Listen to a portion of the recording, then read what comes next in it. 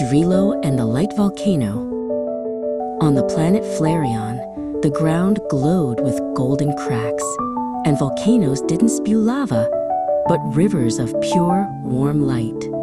A little blue dragon named Drilo loved to watch the light dance across the sky. But one day, the biggest volcano, Mount Luminous, sputtered and went dark.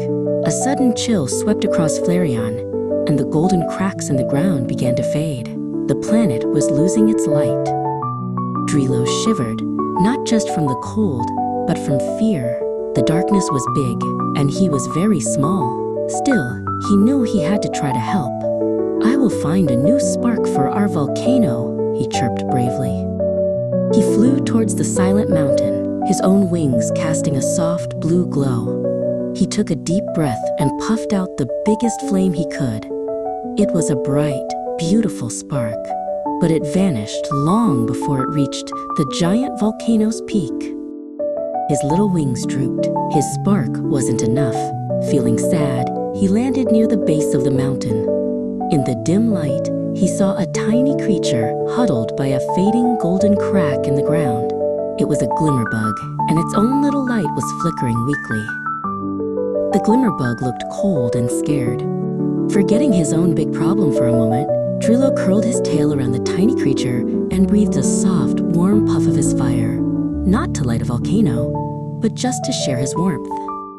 The glimmerbug soaked in the warmth and began to glow brightly again. It buzzed happily and flew into the air, chirping a special song. In moments, the darkness was filled with other glimmerbugs, all drawn by their friend's happy light. One by one, the glimmerbugs joined their friend, huddling together. Their tiny lights combined, growing brighter and brighter until they formed a swirling, dazzling star, as bright as a tiny sun.